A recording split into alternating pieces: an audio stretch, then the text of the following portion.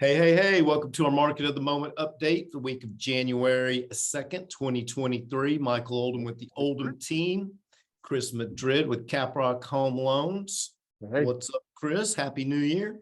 happy New Year. Yeah, man. It's upon us. Uh, It is upon us. cool. We are getting back together. I think our last one was about the week of January 22nd, right before Christmas. So we're jumping back on to start off the year. December 22nd. So anyway, let's get a look at our current real estate trends. Like I said before, I think the last update we did was right before Christmas, so we're a couple weeks off, but numbers changed a little bit, not a whole lot. Here in Collin County, our sales price to list price is 94.1%, or about 5.9% below list. That's down about 0.3%, over the last couple of weeks. Some of that's going to be seasonality of the market. As you can see down at the bottom of the new listings, there was only 121 this week versus 123. So a lot less coming on the market than was sold, but I predict that's going to start balancing back out. Days on market ticked up another 7 days to 33 days in Collin County. But here's where we're going to start seeing what I mentioned earlier, that I believe every single county lost supply in these last couple of weeks. 2.2 month supply here in Collin County, that's down 0.3 of a point. And like I said earlier, there's 121 new listings versus 123 the previous week. There was 289 closed and versus 204 the previous week, which would have been, your New Year's, Christmas time. So Denton County, our neighboring county, generally trending very close to Collin County, 93.2% or 6.8% below list.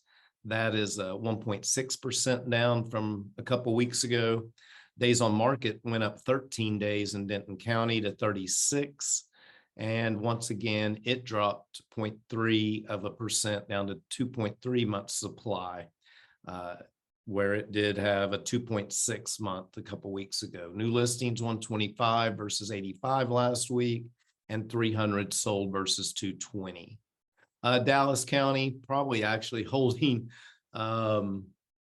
its pricing better than our other counties around. That could be the various price points in Dallas County, but 94.9% of list, 4.3% below the ask price. That's down 0.8%. That was one of the biggest that we saw in the last couple of weeks. Days on market for Dallas County is 23. That ticked up 3 days, and they have a 1.8 month supply, also dropping 0.3 of a percentage point. New listings was 239 versus 173 the prior week, selling 337 versus 302. Grayson County up north, our rural county, 92.3% of list. That's 7.7% below list price. That dropped about half a percentage point from a couple weeks ago. Days on market went up to 37. That was an 8-day increase. And they have a 3.6 month supply. So even though it's more than our other counties, it still dropped 0.2 of a percentage point. New listings 31 versus 29, and 53 solds versus 38. So this gives you a little indication just here around Dallas. You've got quite a few more homes sold, nearly double that closed last week versus what came on the market this week. So that tells you it's a little bit that inventory is declining. So all right, and then let's look at Tarrant County, Fort Worth, surrounding areas, 94.3%, 5% below list. That went down nearly 1% at 0.9. Days on market ticked up another week, 7 days to 31. And once again, they did lose some supply, 2.1 month supply available right now, dropping 0.2 of a month. New listings 258 versus 207 the previous week, 425 sold versus 363 the previous week. So there's a big gap in Tarrant County there. Parker County, just west of Tarrant, so it's the rural county, very similar to Grayson for Dallas, 93.4% of ask price, 6.6% below, and that dropped 1 percentage point. Days on market 49. We typically see more days on market in these rural counties due to some of them are land deals. They sometimes take a little longer. So that ticked up 5 days. They have a 3.7 month supply. And even though that is higher than anywhere else, it ticked down 0.3%. New listings 40 versus 42, so fairly balanced. Sold 54 versus 58. So, and in Rockwell County, just east of Dallas, 93.2% of list price. That's 6.8% below, and that dropped 0.7%. Days on market ticked up to 38, so it added 5 days.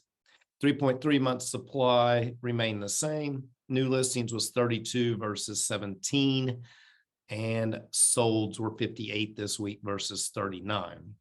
What all of this information, first of all, I think we have to remember the time period we are in, the season we are in, Christmas, the new year, getting school started back up this last couple of weeks.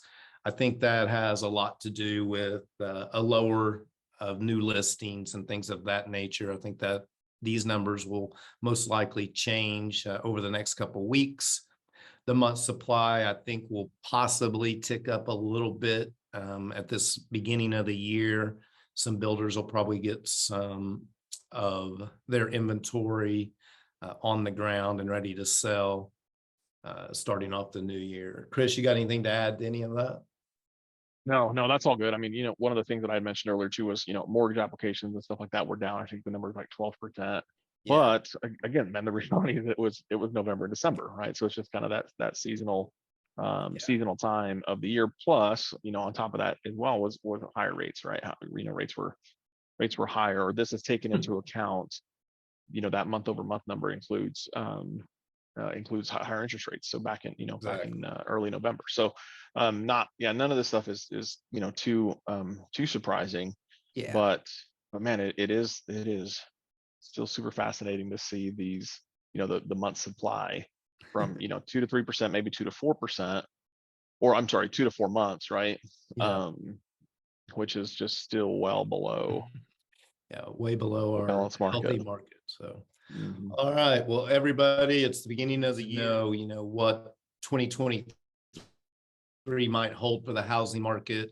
We do hear on the news lots of different things. So I just wanted to share some things from the actual experts and what they are saying. Chris mentioned earlier, I had seen that same quote from, I think it was the chief economist for First American. Basically, yeah, I read that same quote. I don't think I have it in my thing here, but let's just look at what the experts are saying about the 2023 forecast, what it might look like. First of all, talking about mortgage rates, and as Chris had talked, they're pretty much going to respond to inflation and how inflation is handled by the Fed. Where mortgage rates will go from here largely depends on what happens with inflation. The chief financial analysis from a bank rate, Greg McBride, says mortgage rates could pull back meaningfully next year if inflation pressures ease. And so, as Chris was talking about earlier, as inflation eases, hopefully we don't get pushed into a recession. We just get a little pressure off of inflation. Mortgage rates will pull back, and then that, of course, will push people into the market.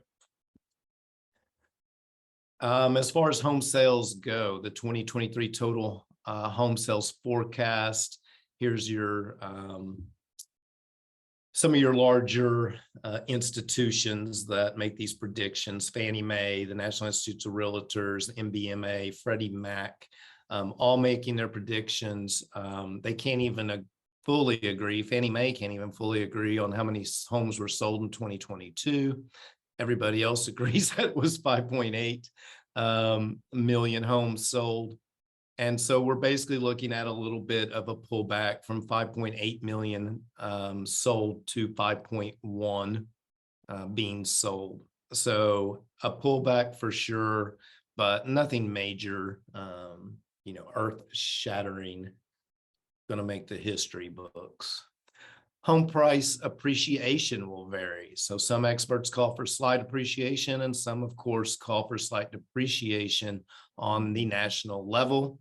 In short, home price appreciation is going to vary by local market. Here in our DFW market, we feel that our home price appreciation is still probably going to remain anywhere between probably 3 to 5%.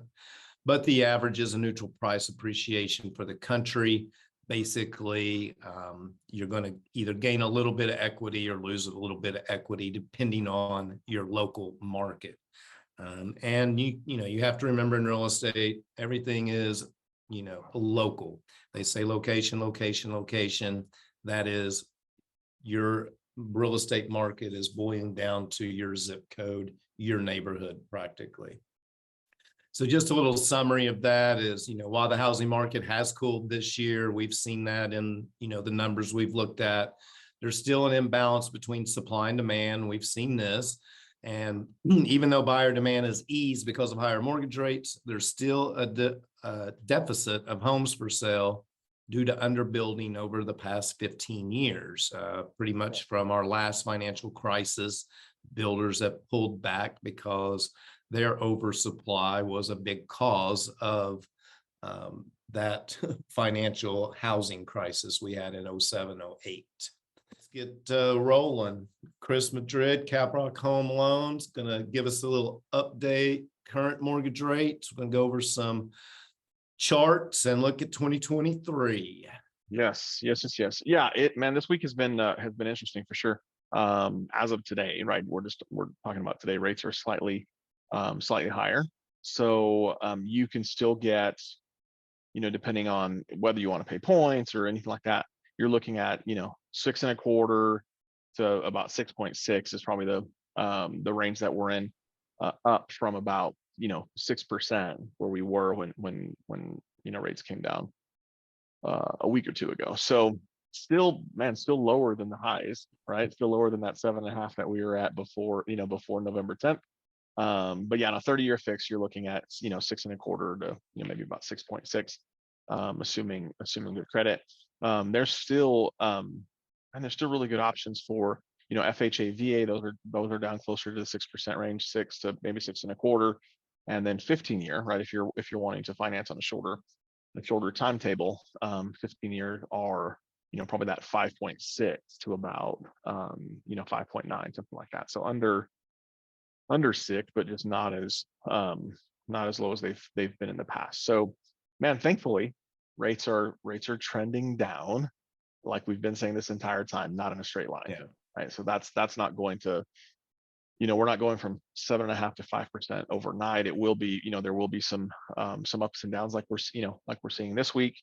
Some of the news that was coming out this week was mortgage applications. The Fed minutes came out yesterday. Job cuts, the ADP employment report, and then the big one for tomorrow is going to be the jobs report. So that'll give a little bit more indication. But yeah, a couple of the couple of things we'll still, I fully expect this year for rates to be below 6%. Now again, is that going to be in the spring for the spring market or summer? That's the unknown. There's still obviously a lot going on in the world economy. We are seeing inflation come down, right? Contrary to what the Fed said yesterday, inflation is coming down. So those are the good things. Those are the signs that that mortgage rates will also come down with it. One of the things that I wanted to share was the home price index that came out this week, indicated that home prices, right? We saw just a modest decline of 0.2% in November, which essentially takes the home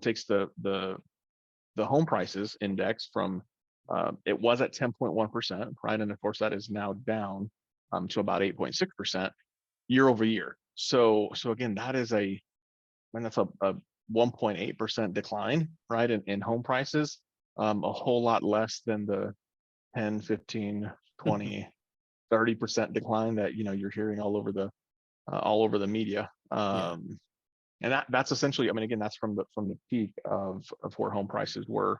And that was considering mortgage rates at 7%, Yeah. right? So again, there's the actual data, the facts show that it's not as bad um, as some would think. NAR, right, which is the National Association of Realtors, reported that pending home sales, which are contracts on existing homes, dropped in November, but also noted part of that was because of the higher mortgage rates. And with mortgage rates falling, they fully expect home buying activity to rebound in the coming months, which is obviously things that you and I talk about as well. Yeah, no, Tuesday we were talking about, if these rates do drop to, the low fives, mid fives, some people are going to see that as half of what they were, even though they're a couple points off what they were. They're still going to psychologically, I think, look at it as, oh, it's half of what it was a few months ago. And yeah, we were kind of talking about that feeding frenzy that possibly could happen when that does go down. And when we look at our stats for our, Metroplex counties, we're going to see that inventory has ticked down, since our last time we even talked. So with inventory ticking down and the rates going down, that all kind of feeds into another feeding frenzy in the housing. The last thing I'll share too is, First American's chief economists predict that if mortgage rates continue to fall, just like you're saying, household incomes stay flat and home prices plateau as expected, affordability is going to improve as well, right? Yeah, so and they're predicting like it's going to improve by 9% by the end of 2023. So those are things that are great, right? I mean, those things are great for home buyers, but also if you're barely again, if you're barely qualifying at 5%, let's say, and we do get back to a seller's market and you're having to offer 5, 10, 15, 20% over list, that's where it gets difficult. So that's, again, we can't, and I can't say it enough that the best time to buy is yesterday, right? Yeah. Or today at the very least. So anyway. You ready to look at the charts? Yeah, man. Yeah. So this will give us a good little outlook where we are today. So yeah, we that big green candlestick on the kind of the left side, that is November 10th, where we saw the inflation numbers come out significantly lower than what they had been. So that has put us on the upward trend of mortgage-backed securities and a decline of mortgage rates. So that has been great. But again, you can see throughout November, December, end of December, it has also kind of we gained a bunch and then we've lost some with obviously Fed policy, the Fed minutes from yesterday that came out. A lot of the people on the Fed are still saying, hey, we're still going to and we're still planning on continuing to increase the federal funds rate, which if they continue on with their plan to move the federal funds rate up, they'll definitely push us into a recession, which means obviously job cuts. I think Amazon announced today that they're laying off like 18,000 people, right? So that's there is such a thing as them kind of going too far, right, and pushing too hard to bring inflation down. So anyway, so I mean, pretty normal as far as the market goes. We're still, again, we need to see this back up into the 102 section, probably 101 and a half, 102 to kind of get that 5% number. So yeah, hopefully we're on track for that. I know when we've talked in the past, obviously when we got down below the 100 and below the 99 mark, obviously we were talking at that point that we need to go on 102 mark to get back down in the fives. So we are trending that way. Like you say, pretty much every week, it's going to be a up and down, but it seems to be trending up as it's ticking. So I would think that's a good Thankfully. sign. It is. Yeah, it's a great time. So, all right. Anything else to share before we move on to our real estate numbers? No, man, that's all I got. All right, talk. There's a ton of real estate news out there. You can get it anywhere: Facebook, Twitter, Instagram. It's just going to be a matter if it's your local facts or not, or if it's just clickbait to get you to look at something further. So if you want your real news, reach out to Chris and I. You can reach us 469-369-0873 if you have housing and real estate needs. If you want to talk about financing, those types of things, you'll want to get in touch with Chris, 214-734-1531. Of course, if you start with us, we're going to send you right to Chris Madrid to get started. So you got anything to add today, Mr. Madrid?